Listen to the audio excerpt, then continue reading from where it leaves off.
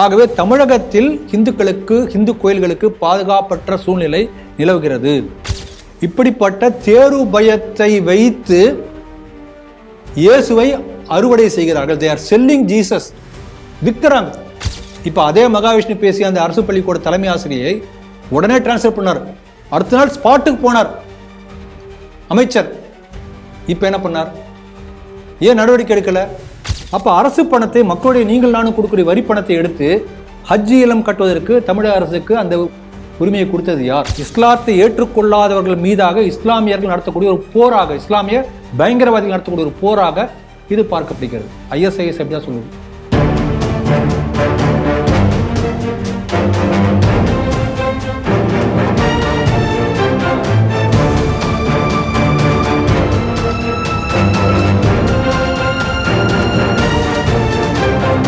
TV நேயர்களுக்கு வணக்கம். செய்திகள் சிந்தனைகள் நிகழ்ச்சிக்கு உங்களை அன்புடன் வரவேற்கின்றோம். இன்றைய செய்திகள்: திண்டுக்கல் பெருமாள் கோவிலில் சுவாமி சிலைகள் உடைப்பு. கன்னியாகுமரி கொட்டாரம் அரசு மேல்நிலைப்பள்ளி தலைமை ஆசிரியர் வாட்ஸ்அப் குரூப்பில் மத பிரச்சாரம், இந்து முன்னணி புகார். திமுக காங்கிரஸ் கட்சிகள் மீனவர்களின் உரிமையை பறித்தன, ஆளுநர் RN ரவி. விமான நிலையம் அருகே நங்கநல்லூர் பகுதியில் ஹஜ் இல்லம் கட்ட 64 கோடி நிதி ஒதுக்கிய திமுக அரசு. ஜெர்மனி மேன்ஹெய்ம் பகுதி மக்கள் ரோஸ் மண்டே கொண்டாட்டத்தில் இருந்தபோது வண்டி ஏற்றி கொலை செய்தவர் கைது. இன்றைய செய்திகள் சிந்தனைகள் நிகழ்ச்சியில் நம்முடைய சமூக செயற்பாட்டாளர், மூத்த அரசியல் விமர்சகர் திரு ராம வெங்கடாதரி அவர்கள். வணக்கம் திரு ராம வெங்கடாதரி. வணக்கம் திரு நவநீத். தமிழ்நாட்டில் எப்போ பார்த்தாலுமே ஏதாவது ஒரு கோயில் சில காணாமல் போகும், இல்லை உடைக்கப்படும், மர்ம நபர்கள். அதே மாதிரி தான் இப்போவும் நடந்திருக்குது. இது எங்கன்னு பார்த்தோன்னா திண்டுக்கல் கரூர் ரோட்டில் ஸ்ரீ ராமபெருமாள் கோயில் அப்படின்னு ஒரு கோயில் இருக்கிறது. அங்கே இப்பவும் போல் பக்தர்கள் அடுத்த நாள் காலையில் பூஜைக்காக கதவு திறந்து கோயிலை பார்க்கும்போது அங்கே இருக்கக்கூடிய கருடார்வாழுடைய சிலைகளும் விநாயகர் சிலையையும் அடித்து நொறுக்கப்பட்டுள்ளது. தமிழில் அவங்க என்ன சொல்கிறாங்க, சிதைக்கப்பட்டுள்ளது அப்படின்றாங்க. இது என்ன அப்படின்னு சொல்லி பார்த்தா மர்ம நபர்கள் செய்த காரியம் அப்படின்னு சொல்லியிருக்காங்க. அங்கே இருக்கக்கூடிய பக்தர்கள்லாம் ரொம்ப கடும் அதிர்ச்சியிலேருந்து போலீஸில் கம்ப்ளைண்ட் பண்ணியிருக்காங்க. அவங்க நாங்கள் CCTV ஃபுட்டேஜ்லாம் பார்க்குறோம், இதை விசாரணை பண்ணுறேன் அப்படின்னு சொல்லி காவல்துறையிலேருந்து சொல்லியிருக்காங்க. இந்த செய்தி நீங்கள் எப்படி பார்க்குறீங்க? இந்த செய்தியோடு கூட இன்னொரு செய்தி வந்திருக்கிறது. இப்படி சிலையை சேதப்படுத்தியவர்கள் மனநலம் குன்றியவர்கள் என்று சொல்லி இந்த கேஸ் ஃபைலை இழுத்து மூடுவதற்காக காவல்துறை முயற்சி செய்து கொண்டிருக்கின்றது என்பது கூடுதலாக வந்த செய்தி. இப்போ பாருங்கள், இதே போல் தொடர்ந்து தமிழ்நாட்டில் நம்ம பல நிகழ்ச்சிகள் பார்க்குறோம். சிறுவாச்சூரில் சாமி கோயில் சிலையை உடைத்தார்கள். அதை பற்றி நம்ம CTVயில் நம்ம பேசணும். நாம் 2 பேர் தான் பேசணும்.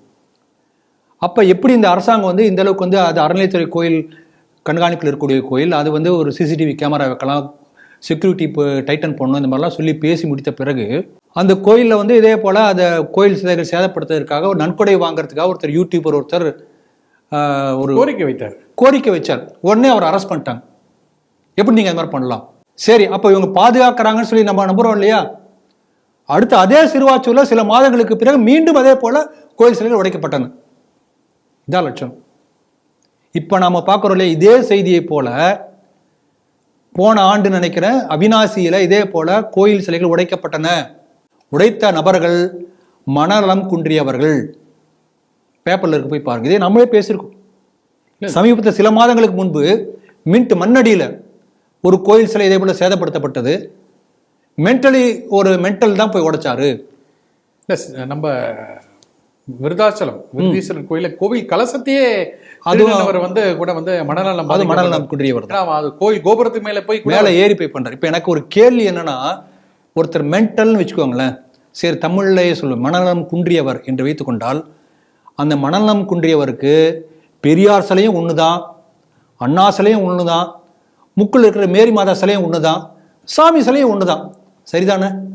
அப்போ இதுவரை இந்த மாதிரி பல இன்சிடென்ட் நம்ம பார்த்துருக்கோமே. இந்த மனநலம் குன்றியவர் யாருமே ஏன் பெரியார் சிலையை உடைக்கலை, ஏன் அண்ணா சிலையை உடைக்கலை, ஏன் மேரி மாதா சிலை பக்கமே திரும்பியே போகல, இல்லை தர்காவோ அந்த மசூதியால் கூம்பெல்லாம் அதை ஏன் கையை வைக்கல? அவருக்கு எல்லாம் ஒன்று தானே.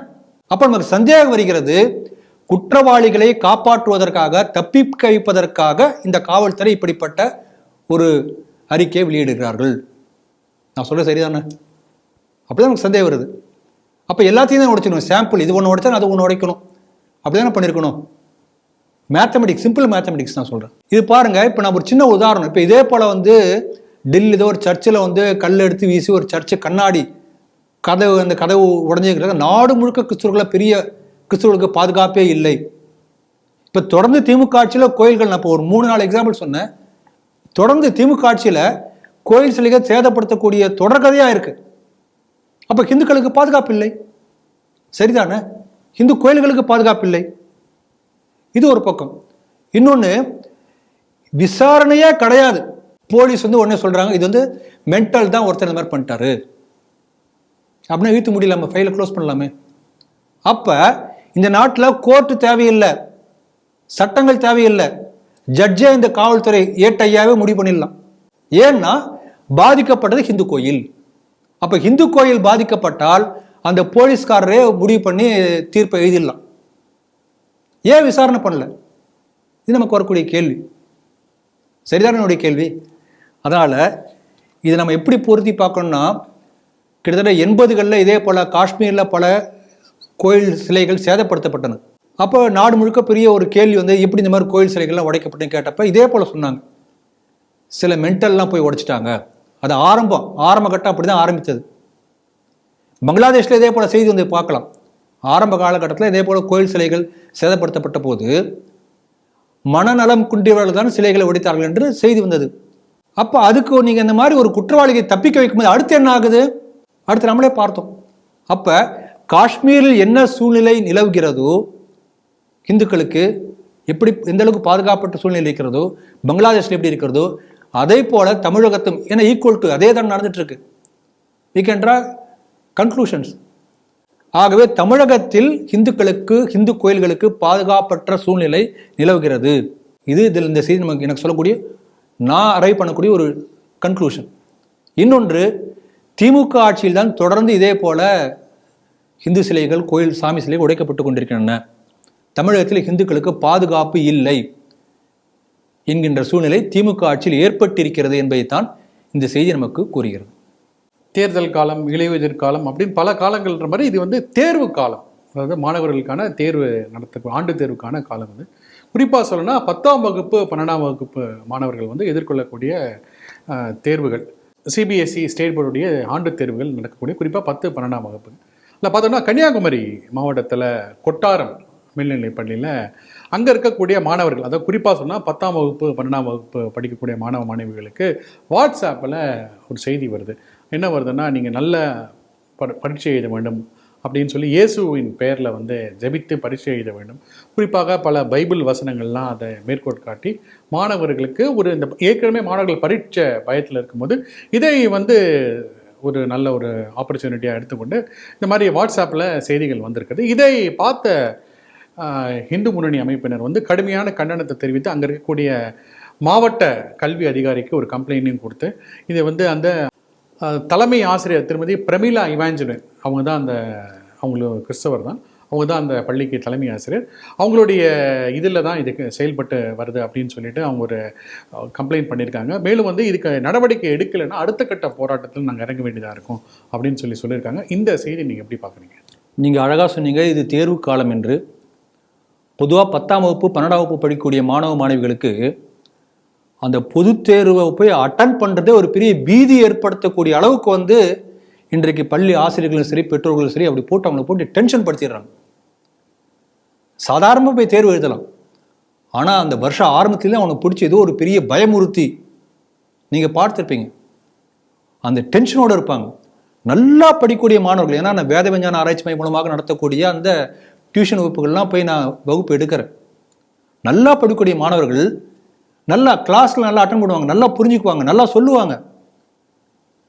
எக்ஸாம் அப்படின்னு ஒன்று வச்சிங்கன்னு வச்சுக்கோங்களேன், உடனே பயந்து போயிடுவாங்க, டென்ஷன் ஆகிடும். இந்த எக்ஸாம் ஃபீவர் என்று சொல்கிறார், ஒரு பயம், இது எல்லாருக்குமே இருக்கு. இப்படிப்பட்ட தேர்வு பயத்தை வைத்து இயேசுவை அறுவடை செய்கிறார்கள். தே ஆர் செல்லிங் ஜீசஸ், விற்கிறாங்க. எப்படியா இதை ஒன்று காத்து கிடக்கும், எவனா ஒருத்தன் ஒரு தொந்தரவுல இருந்தானா அதை பயன்படுத்தி உள்ள கொண்டு போய் ஜீசஸ் உள்ள பூத்திடலாம், மதம் மாற்றிடலாம். அப்படி வெறி பிடித்து அலையக்கூடிய கூட்டம் எல்லா இடத்தையும் இருக்கிறது. இன்னொரு சிம்பிள் உதாரணம் சொல்கிறேன் பாருங்க.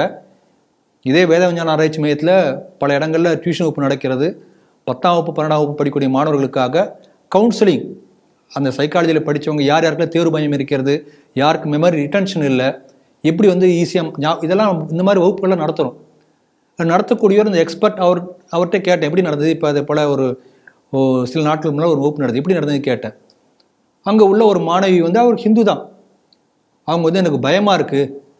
அப்படியா, ஏன், அப்புறம் என்ன பண்ண போகிறீங்க? உடனே அவங்க சொல்கிறாங்க, நான் வந்து சர்ச்சுக்கு போய் ஜீசஸ் கும்பலான்னு இருக்கேன். அப்படியா, ஏன்?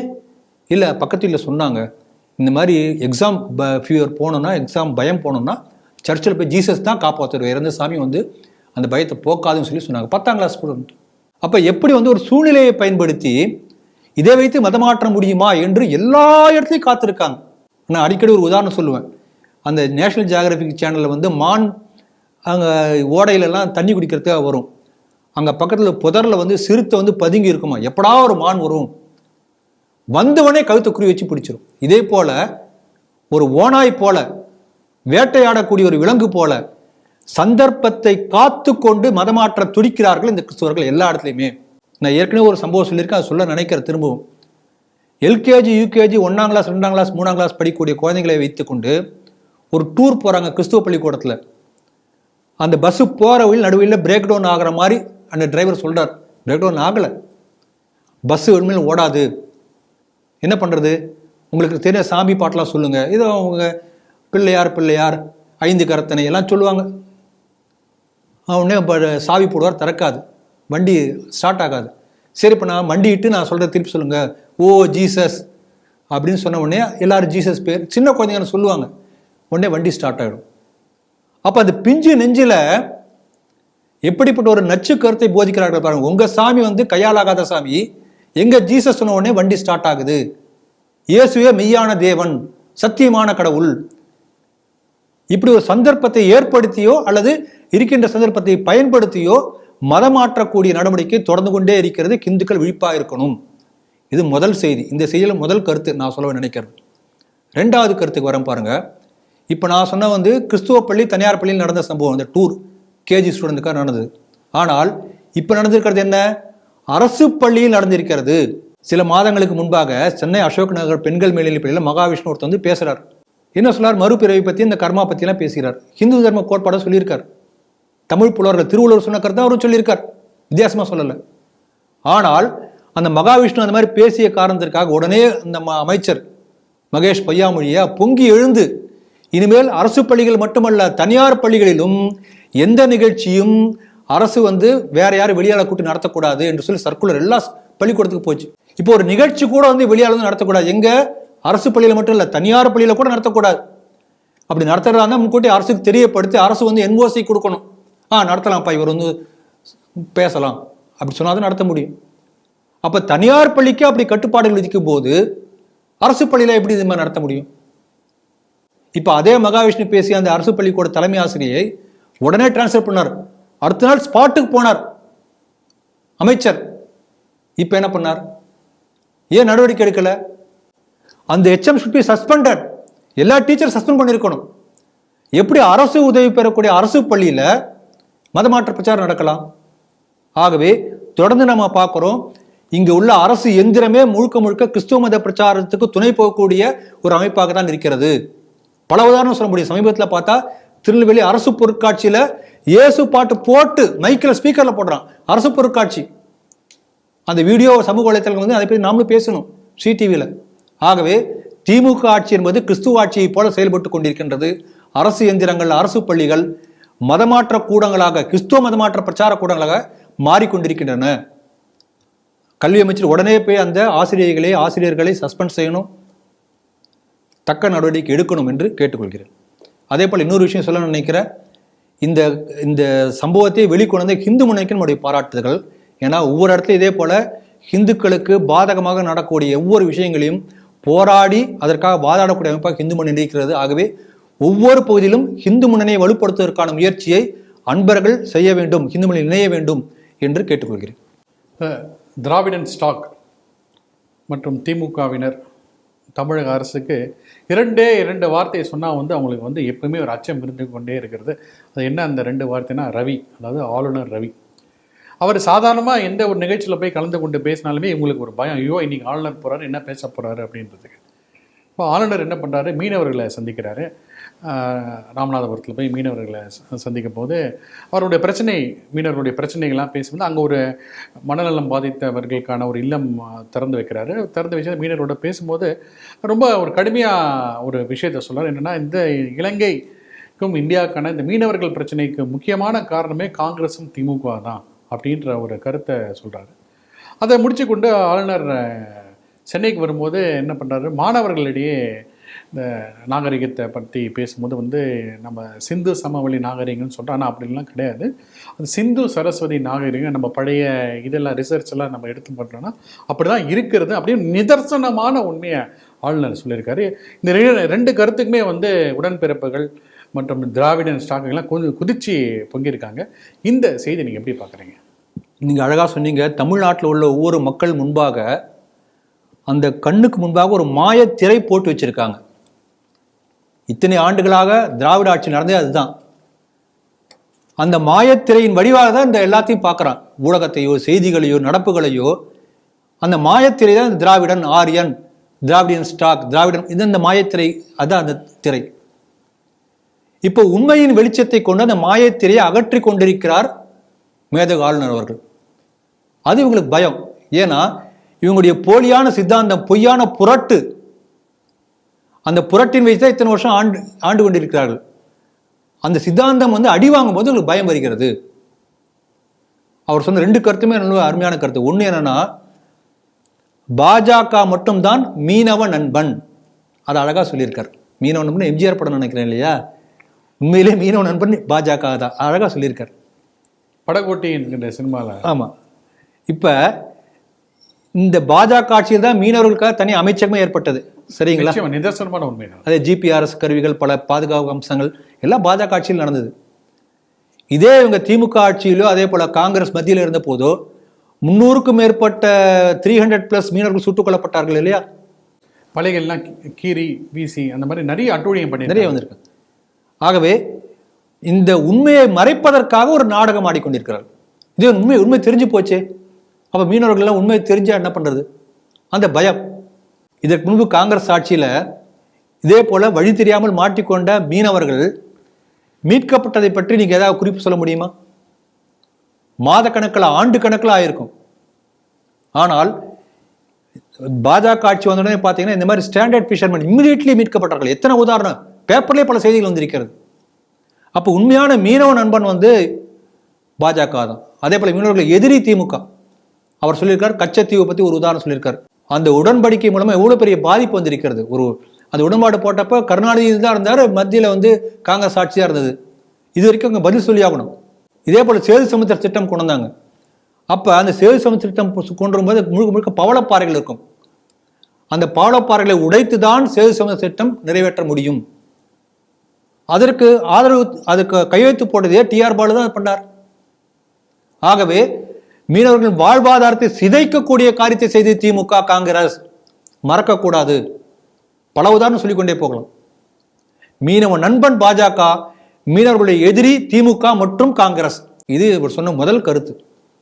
2வது கருத்து என்ன சொல்லியிருக்காருன்னா, இன்றைக்கு நாம் சொல்லக்கூடிய சிந்து சமவெளி நாகரிகம் என்பது சிந்து சரஸ்வதி நாகரிகம் என்று அழைக்கப்பட வேண்டும். அதான் இப்போ வரலாற்று ஆராய்ச்சியாளர்கள் சொல்லக்கூடிய முடிவு.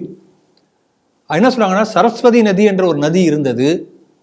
அந்த நதி இயேசு கிறிஸ்து பிறப்பதற்கு 2800 ஆண்டுகளுக்கு முன்பாக வறண்டு போய்விட்டது. இமாலயத்தில் ஏற்பட்ட ஒரு டெக்டானிக் மூவ்மெண்ட் என்று சொல்கிறார்கள்.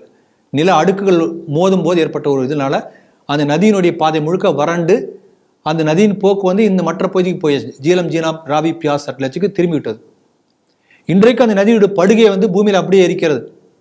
அதை நாசா செயற்கைக்கோள் கண்டுபிடித்து சொல்லியிருக்கிறது. பல உதாரணம் சொல்ல முடியும். இப்போ வந்து சிந்து சமவெளி நாகரிகம் என்று சொல்கிறார்கள். சிந்து நதிக்கு மேற்க வந்து இப்போ நதிக்கரை நாகரிகம் என்று சொல்லாருங்க இல்லையா? இப்போ ஒரு நதியில் வந்து நாகரிகம்னு என்ன பண்ணுவோம், நதியில் 2 பக்கமும் ஊர்கள் இருக்கும், அதானே? சரியா? இப்போ சிந்து நதியுடைய மேற்கு பக்கத்தில் நதிக்கரை ஒட்டி ஒரு 50 ஊர் இருக்குன்னு வச்சுக்கலாமே. சிந்து நதியுடைய கிழக்கு பக்கத்தில், இந்த இந்தியா நோக்கிய பக்கத்தில் ஒரு 150-200 கிலோமீட்டர் தள்ளி ஒரு 400க்கும் மேற்பட்ட இதே போல சிவிலைசேஷன் ஸ்பாட் இருக்கு. அப்போ எப்படி இருக்க முடியும்? அப்போ நதிக்கரை நாகரிகமா வேற ஏதாவது ஒன்றா? அது எப்படி சிந்து சமவெளி நாகரிகமாக முடியும்? இதெல்லாம் கேள்வி வந்தது. அப்போ சேட்டலைட் பிக்சர் வச்சு பார்க்கும்போது அதெல்லாமே சரஸ்வதி நதி கரையில் அமைந்த குடியிருப்புகள், நாகரிகங்கள். இது சயின்டிபிக்கலி ப்ரோவன் ஃபேக்ட். ரிக்வேதத்தில் வருகிற சரஸ்வதி நதி பற்றி நதி தமே 50 இடங்களில் குறிப்பு விடுகிறது. சரஸ்வதி பற்றி, கங்கையை பற்றி 2-3 இடம் தான் வந்துடுது. அப்போ அந்த அளவுக்கு வளமான நதியாக இருந்திருக்கிறது. குமார சம்பவத்தில் காளிதாஸ் சொல்லியிருக்கிறார். பல உதாரணங்கள் இருக்கிறது. மகாபாரதத்தில் வருகிறது. ஆகவே இது சரஸ்வதி நதி கலாச்சாரம் என்று சொல்லும்போது என்ன ஆகின்றது சொன்னால், இவங்களுடைய ஆரிய திராவிட இன்வேஷன் முழுக்க தியரி அடிபட்டு போகிறது. இந்த நாட்டினுடைய கலாச்சாரம் என்பது இந்த நாட்டுக்கு சொந்தமானது. யாரும் வெளியிருந்து வரல, இங்கிருந்தா வெளியில போய் சொல்லி கொடுத்துருக்காங்களே ஒழிய யாரும் அங்க இப்போ என்ன தமிழுக்கு அப்புறம் இப்போ என்ன பண்றாங்க, தமிழே திராவிடத்துக்கு முன்னால் வேற ஏதோ ஒரு ஸ்கைத்திய மொழி, அதுல இருந்தா தமிழ் வந்தது அடுத்து உருட்டு. அது எப்படி ஸ்கைத்திய மொழிக்கு தமிழுக்கு என்ன சம்பந்தம் எனக்கு தெரியல. இப்போ இந்த வெளிநாட்டு மூலமாக தான் நம்ம நாடு உருவாகி என்று சொல்லக்கூடிய புரட்டுக்கு உழை வைக்கக்கூடிய சித்தாந்தம் சரஸ்வதி ஆராய்ச்சி. இந்த சரஸ்வதி நதி ஆராய்ச்சி பற்றி கிட்டத்தட்ட 50,000 பக்கத்துக்கு வால்யூம், ஏகப்பட்ட ரிசர்ச் பண்ணியிருக்கார். கல்யாண் ராமன் ஒருத்தர் சைதாப்பேட்டில் இருக்கார். அவர் பெரிய பேங்க்கில் ஆல் ஒரு இன்டர்நேஷ்னல் லெவலில் பேங்க்கில் பொறுப்பில் இருந்தார். ரிசைன் பண்ணிவிட்டு முழுக்க கிட்டத்தட்ட 20 ஆண்டுகள் 15 ஆண்டுகள் 20 ஆண்டுகள் இதுக்காக தன்னுடைய வாழ்க்கையை அர்ப்பணித்து மேசிவ் ஒர்க் பண்ணியிருக்கார். எல்லாம் ஃபேக்ட். ஆகவே உண்மையான வரலாற்று ஆதாரத்தை வெளிக்கொணரும் போது இப்போதான் தெரியும் இந்த நாட்டு மக்களுக்கு நாம் யார் என்கின்ற விழிப்புணர்வு ஏற்படும். அப்படிப்பட்ட ஒரு பெரிய வேலையை நம்முடைய மேதக ஆளுநர் செய்திருக்கிறார். அவருக்கு வந்தனங்கள், வணக்கங்கள், பாராட்டுதல்கள். தமிழக முதல்வர் நாகப்பட்டினத்துக்கு அரசு விழா சார்பாக பல நிகழ்ச்சிகள்லாம் போய் கலந்து கொண்டார். இல்லை குறிப்பாக ஒரு நிகழ்ச்சியில் பங்கேற்கும் போது என்ன சொல்கிறாரு, தமிழ்நாட்டிலேருந்து பல இஸ்லாமியர்கள் ஹஜ் பயணம் போகிறாங்க, இந்த பயணம் போகிறவங்களாம் தங்கிறதுக்கு ஒரு இடம் வேணும் அப்படின்னால ஹஜ் இல்லம் அப்படின்னு சொல்லி தமிழக அரசு சார்பாக 100% ஃபைனான்ஸ் தமிழக அரசு சார்பாக கட்டித்தரப்படும். கிட்டத்தட்ட 65 கோடி ரூபாய்க்கு இந்த ஹஜ் இல்லம் கட்டித்தரப்படும். அதுவும் எங்கே அப்படின்னு பார்த்தோன்னா நங்கநல்லூர் அப்படின்றது ஏர்போர்ட் பக்கத்தில் இருக்குன்னு முதல்ல சொல்கிறார். ஆனால் நங்கநல்லூர் எங்கே இருக்குன்றது எல்லாருக்கும் தெரியும். இந்த இடத்துல கட்டித்தரப்படும் அப்படின்னு சொல்லி முதல்வர் சொல்லியிருக்காரு. இந்த செய்தி நீங்கள் எப்படி பார்க்குறீங்க?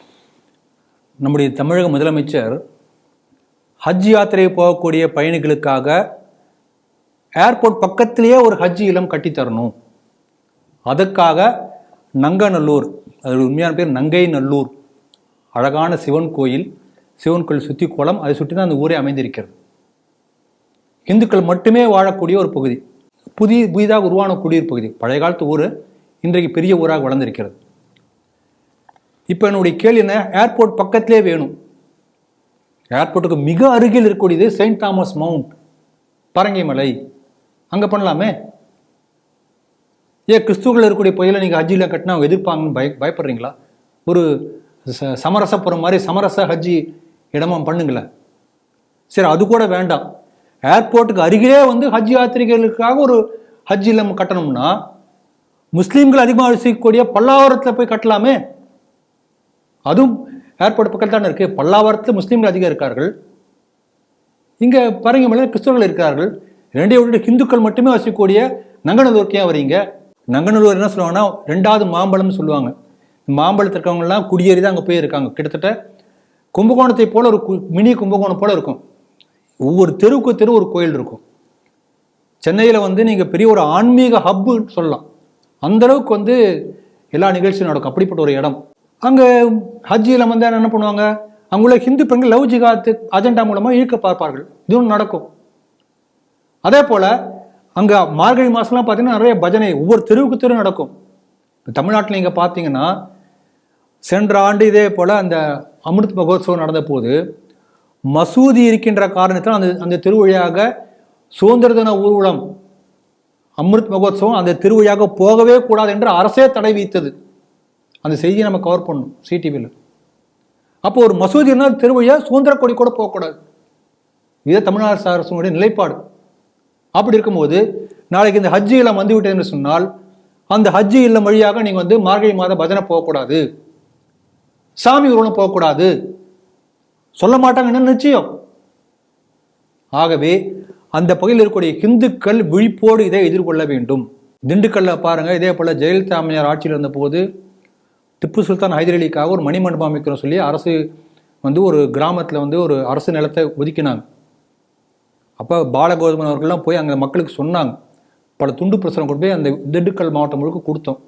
யார் திப்பு, யார் ஹைதர் அலி, துண்டு பிரசுரம் மட்டும் இல்லாமல் சின்ன சின்ன புக்லெட்டும் போட்டிருந்தது. அது மக்கள் பார்த்த பிறகு மக்கள் புரிஞ்சுக்கிட்டாங்க. ஓஹோ, அப்போ எந்த பகுதியில் இந்த மாதிரி அரசு நிலத்தில் இந்த மாதிரி அது மணிமண்டபத்தை கொடுத்தாங்க. அந்த கிராம மக்கள் முழுக்க எதிர்த்தாங்க. அடுத்து இன்னொரு இடத்துல அங்கே எதிர்த்தார்கள். அப்படி ஓடி ஓடி ஓடி கடைசியில் அள்ளிக்குளம் என்கிற முஸ்லீம் கோயிலை மட்டும்தான் இப்போ அந்த மணிமண்டபம் கட்டப்பட்டது. பொதுமக்கள் விழிப்படைஞ்சாங்க. ஆகவே நங்கநல்லூரில் இருக்கக்கூடிய அங்குள்ள இந்துக்கள் இதை புரிஞ்சுக்கணும். அங்கே உள்ள இந்துக்களுக்கெல்லாம் சொல்லித்தர வேண்டிய அவசியம் இல்லை. புரிஞ்சுக்கிட்டு அவர்கள் பெரிய அளவில் எதிர்ப்பு தெரிவிக்கணும்.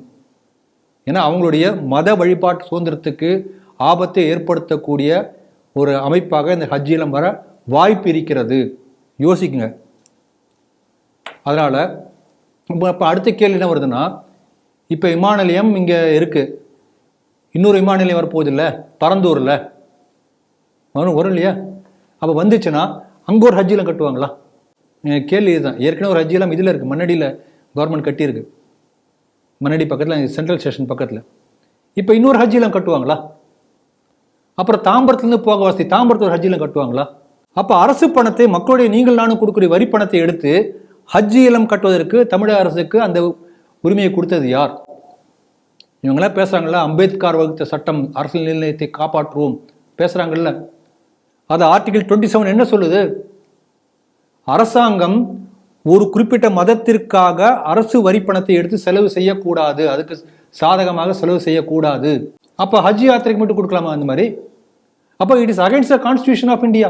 அதனால இந்த திண்டுக்கல் ஒரு நல்ல உதாரணமாக அங்குள்ள இந்துக்கள் புரிந்து கொண்டு இதை தடுக்க முயற்சி செய்ய வேண்டும். ஹிந்துக்கள் மட்டுமே வசிக்கக்கூடிய, ஹிந்துக்கள் பெரும்பான்மையாக இருக்கக்கூடிய பகுதியிலே ஒரு ஹஜ் இல்லம் அமைப்பது என்பது அங்கு உள்ள ஹிந்துக்களுக்கு மத வழிபாட்டு சுதந்திரத்தில் ஒரு பாதிப்பை ஏற்படுத்தும் என்பதை அங்குள்ள ஹிந்துக்கள் உணர்ந்து கொள்ள வேண்டும். ஜெர்மனியில் மேன்ஹீம் அப்படின்ற பகுதியில் அங்கே இருக்கக்கூடிய பகுதியில் இருக்கக்கூடிய மக்கள், அதாவது இப்போ ஈஸ்டர், கிறிஸ்தவரோட ஈஸ்டர் பண்டிகை ஒட்டி அவர்களுக்கான ஒரு ரோஸ் மண்டே அப்படின்ற ஒரு நாள், அதுலேருந்து அவங்களுடைய ஈஸ்டருக்கான சடங்குகள் தொடங்குறாங்க.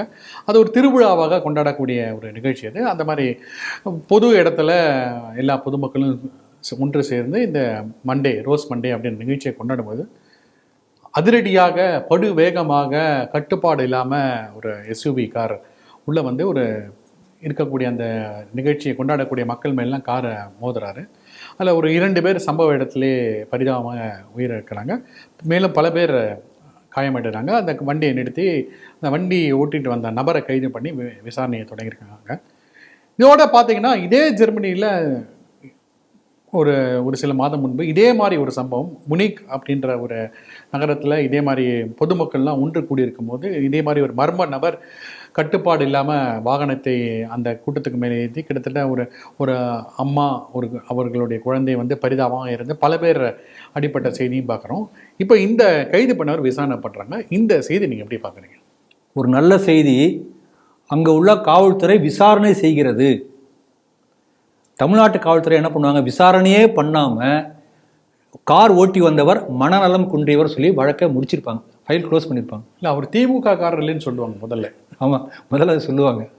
அதனால் ஏற்கனவே நடந்தது இதே போல் ஒரு இஸ்லாமிய பின்னணி இருக்கின்றது என்று நிரூபிக்கப்பட்டிருக்கிறது. இதே போல் ஜெர்மனியில் நடந்தது. கார் ஓட்டி அதில் ஒரு 200 பேருக்குள்ள காயமடைஞ்சாங்க, யாரும் இறந்து போகல. இப்போ இந்த சம்பவம் நடப்பதற்கு முன்பாக சமூக வலைத்தளங்களில் அங்கே இதே போல் ISIS விடுத்த ஒரு அறைகூவல் அதை ட்ராக் பண்ணியிருக்காங்க.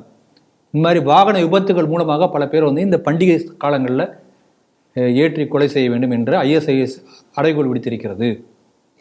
அப்போ இது ரெண்டையும் நம்ம லிங்க் பண்ணி பார்த்துக்கலாம். இப்போ அமெரிக்காவில் நீங்கள் சில ஆண்டுகளுக்கு முன்பாக இந்த பின்லேடன் போய் அந்த ரெட்டை கோபுரத்தை தகர்த்தார் இல்லையா, அதுக்கு பெரிய வித்தியாசம் இல்லை. அது லார்ஜ் ஸ்கேல், ஸ்மால் ஸ்கேல். இப்போ இப்போ இஸ்லாமிய பயங்கரத்துடைய ஃபேஷன் இதுதான், ட்ரெண்ட் இதுதான். ஒரு 10 வருஷம் முன்னாடிலாம் குண்டு வைப்பாங்க. ஏன்னா இப்போ குண்டு வச்சா ரொம்ப கஷ்டம், ரொம்ப பல செக்யூரிட்டி அரேஞ்ச்மெண்ட்லாம் பண்ணிட்டாங்க இல்லையா. அதனால் இது புது ஸ்டைல் ஆஃப் ஜிஹாத், ஒரு போர். இஸ்லாத்தை ஏற்றுக்கொள்ளாதவர்கள் மீதாக இஸ்லாமியர்கள் நடத்தக்கூடிய ஒரு போராக, இஸ்லாமிய பயங்கரவாதிகள் நடத்தக்கூடிய ஒரு போராக இது பார்க்கப்படுகிறது. ISIS அப்படிதான் சொல்லுது. இது அப்படியே நம்ம நாட்டுக்கு கொண்டு வந்து பார்க்கலாம். நம்ம நாட்டில் கேரளாவில் கடந்த 10 ஆண்டுகளிலே பல RSS BJPயை சேர்ந்த பல பேர் அவங்கெல்லாம் ரோட்டில் நடந்து போயிருப்பாங்க. ஒரு வேகமாக ஒரு கார் இடித்து இறந்து போயிடுவாங்க. அப்போ ஆக்சிடென்ட், கொலை இல்லை. இது இப்படி ட்ரெண்டு மாறிக்கொண்டிருக்கிறது. இதை பற்றி பல அந்த FIR பற்றிலாம் எடுத்து பார்த்தா உண்மை தெரிய வரும். ஆகவே நாம் விழிப்போடு இருக்கணும். ட்ரம்ப் கூட சொல்லியிருக்கார். இப்போ ட்ரம்ப் பதவியேற்ற உடனே முதல்ல என்ன சொல்லியிருக்காருன்னா, இந்த இல்லீகல் இமிக்ரண்ட்ஸ் ஐரோப்பா எந்த அளவுக்கு அதனால் பாதிக்கப்பட்டது. இல்லீகல் இமிக்ரண்ட்ஸ்னு தெரியும் நமக்கு. ஐரோப்பாவுக்கு யார் இல்லீகல் இமிக்ரண்ட்ஸ் தெரியும் நமக்கு. ஆகவே இந்த இஸ்லாமிய பயங்கரவாதம் எந்த அளவுக்கு உலகம் முழுக்க வெவ்வேறு வகையில் ஊடுருவி இருக்கு பாருங்க. இப்போ நம்ம நாட்டில் தொடர்ந்து நமக்கு நூற்றுக்கணக்கான இன்சிடென்ட் பார்க்குறோம். ரயில் போகக்கூடிய பாதைகளில் கல் வைக்கிறான், செங்கல் வைக்கிறான், சிலிண்டர் வைக்கிறான், மரக்கட்டை வைக்கிறான். அப்போ அதுக்கு என்ன இல்லை ஒன்று தானே. இங்கே உள்ள லோக்கலைஸ்டாக நம்ம தனித்தனியாக பார்க்குறோம். ஆனால் எல்லாம் ஒரு பெரிய நெட்வொர்க், ஒரு உலக தழுவிய இஸ்லாமிய பயங்கரவாதம் எப்படியெல்லாம் உருமாறி செயல்பட்டு கொண்டிருக்கிறது. நான் இப்போ நேற்றுக்கு திருப்பதி போயிட்டு வந்தேன். திருப்பதி போயிட்டு வந்தோம்னா நம்ம இங்கேருந்து 4 அடுக்கு பாதுகாப்புங்க. ஒரு சாதாரண மக்கள் திருப்பதிக்கு போனோம்னா அந்த அலிப்பிரியில் முதல்ல காரை திறந்து எல்லாம் எடுத்து அங்கே ஒரு பாதுகாப்பு, அதுக்கப்புறம் உள்ளே போனோன்னு ஒரு செக்யூரிட்டி செக்கு, அப்புறம் இன்னொரு செக்யூரிட்டி, சாமி முன்னாடி இன்னொரு செக்யூரிட்டி, 3-4 செக்கு. நம்ம இந்துக்கள் யாரும் இப்போ குறையா நினைக்கல. நம்ம சந்தோஷமாக போய் பெருமாள் தரிசனம் பண்ணிட்டு வந்துட்டோம். இப்போ என்னுடைய கேள்வி என்னன்னா, ஒரு 40 ஆண்டுகளுக்கு முன்பு இந்த மாதிரி செக்யூரிட்டி செக் இருந்ததா திருப்பதியில்? எப்போ இந்த மாதிரி வந்திருக்கு சொல்ல முடியுமா? ஏன் வந்திருக்கு? அப்போ இன்னொரு இடத்துல நடக்கக்கூடிய பயங்கரவாத செயலை தடுப்பதற்காக பாதுகாப்பாக கொண்டு வரக்கூடிய பாதுகாப்பு நடவடிக்கைகள் it was a burden on the Hindu bhaktas. But நம்ம சந்தோஷமாக ஏற்றுக்கிறோம். அதை நம்ம புரிஞ்சுக்கணும். அதுக்காக சொல்ல வரேன். பாருங்க, இதே போல் ISIS அறைகோள் விடுத்திருக்கு, ஜெர்மனியில் நடந்திருக்கு. ஆனால் கும்பமேளா எவ்வளோ பெரிய ஈவெண்ட், கிட்டத்தட்ட 60 கோடி பேர் வந்திருக்காங்க. நடுவில் சில ஸ்டாம்பீட்லாம் நடந்தது, அதையும் விசாரணை நடந்து கொண்டு இருக்கிறது. யாருங்கிறதே வெளியில் வந்துடும். விஷயம் வரப்போகுது. என்ன கேமரா இருக்குது, ட்ரோன் இருக்குது, வெளியே வரத்தான் போகிறது. விசாரணை பண்ணுறாங்க. தமிழ்நாடு போலீஸ் மாதிரி இல்லை, அதனால் வந்துடும். நம்பலாம். எந்த அளவுக்கு எஃபிஷியண்ட்டாக அந்த அரசாங்கம் இந்த செக்யூரிட்டி அரேஞ்ச்மெண்ட் பண்ணியிருக்கிறது நம்ம பாராட்டணும். அதுக்காக சொல்ல வரேன். நானே கும்பமேளாவுக்கு நேரில் போனேன். அங்கே உள்ள அந்த பாதுகாப்பு ஏற்பாடுகளை பார்த்து பிரமிச்சு போனேன். பாதுகாப்பு எல்லா ஏற்பாடுகளும். நாம் இப்படி நடக்கூடிய விபத்துகளை கூட கொஞ்சம் விசாரணை செய்து பார்த்தால் இது என்ன என்பதை பின்னால் நமக்கு தெரிய வரும். அதுக்காக சொல்ல வரேன். இன்றைக்கு அடுத்து வரக்கூடிய இந்த நூற்றாண்டுடைய மிகப்பெரிய தலைவலியாக இருக்கக்கூடியதே இஸ்லாமிய பயங்கரவாதம் தான் இருக்க போகிறது. ஒரு சைக்காலஜிக்கல் ரூல் ஒன்று இருக்குது, 2% லாஜிக் அப்படின்னு. அது என்னன்னு கேட்குறீங்களா? அது என்ன சொல்கிறாங்கன்னா, பாம்பு ஒன்று இங்கே வருதுன்னு வச்சுக்கோங்களேன், என்ன பண்ணுவோம்? உடனே அடிச்சு கொண்டுடுவோம் இல்லையா? ஆனால் அவன் என்ன சொல்கிறான்னா, அந்த பாம்பில் மொத்தம் 2% பாம்புக்கு தான் விஷம் இருக்கான். 98% பாம்புக்கு விஷமே இல்லை. ஆனால் அந்த 2% பாம்பின் மீது ஏற்பட்ட பயத்தின் காரணமாக 98% பாம்புகள் அந்த தாக்குதலை அனுபவிக்கின்றன. இது சைக்காலஜிக்கல் யூனிவர்சல் லா அப்படின்னு சொல்றாங்க. இதை நான் இங்கே கொண்டு வந்து பொருத்தி பார்க்குறேன். இந்த இஸ்லாமிய பயங்கரவாதம் எல்லா இஸ்லாமியர்களும் போய் குண்டு வைக்கல, இந்த மாதிரி ஆக்சிடென்ட் பண்ணி இந்த மாதிரிலாம் பண்ணல. ஒரு சின்ன மைனாரிட்டி தான். ஆனால் அப்படி செய்யக்கூடிய மைனாரிட்டிக்கு மற்ற பெரும்பான்மையாக இருக்கக்கூடிய இஸ்லாமியர்கள் ஆதரவு தெரிவிப்பார்களே ஆனால் இதே 2% logic will be applied on the enter Islam community, not only on இந்த மிலிட்டன்ஸ், இந்த பயங்கரவாதிகள் மட்டும் அப்ளை ஆகாது. இதை அவர்கள் புரிந்து கொள்ள வேண்டும். ஆகவே இஸ்லாமிய பயங்கரவாதத்தை தனிமைப்படுத்துவதற்காக ஒவ்வொரு இஸ்லாமியரும் முயற்சி செய்ய வேண்டும். இல்லாவிட்டால் இந்த 2% லாஜிக் வில் பி அப்ளைடு. ஏன்னா இது யூனிவர்சல் லா, பிரபஞ்ச விதி. இதுவும் நான் புதுசாக சொல்லலை. ஆகவே இஸ்லாமிய எதுக்கு சொல்லணும்னா, இஸ்லாமியர்கள் பாதுகாப்பாக இருக்கிறதுக்குன்னு இதாக பண்ணியாகணும். அதை இஸ்லாமியர்கள் புரிந்து கொள்ள வேண்டும். அதனால் பயங்கரவாதத்தை இஸ்லாமியர்கள் புறக்கணித்தால்தான் இப்படிப்பட்ட பயங்கரவாத அச்சுறுத்தல்கள் முடிவுக்கு வரும். நன்றி திரு ராம வெங்கடாதிரி அவர்கள் இன்று கருத்தை கூறிமிக்க நன்றி. ஸ்ரீ டிவியின் செய்திகள் சிந்தனைகள் நிகழ்ச்சி ஸ்ரீ டிவியோட அஃபிஷியல் ஃபேஸ்புக் பக்கத்திலும், யூடியூப் பக்கத்திலும், இன்ஸ்டாகிராம் பக்கத்திலும், எக்ஸ் பக்கத்திலும் போஸ்ட் செய்யப்படும். அதையும் மறக்காமல் லைக் பண்ணுங்கள், கமெண்ட் பண்ணுங்கள், ஷேர் பண்ணுங்கள். இப்போ நம்ம பேசுகிற இந்த 5 செய்திகளும் தனித்தனி செய்திகளாக ஸ்ரீ டிவியோட அஃபிஷியல் ஃபேஸ்புக் பக்கத்திலும், யூடியூப் பக்கத்திலும் போஸ்ட் செய்யப்படும். அதையும் மறக்காமல் லைக் பண்ணுங்கள், கமெண்ட் பண்ணுங்கள், ஷேர் பண்ணுங்கள். செய்திகள் சிந்தனைகள் நிகழ்ச்சியில் மீண்டும் சந்திப்போம். நன்றி, வணக்கம், ஜெய்ஹிந்த்.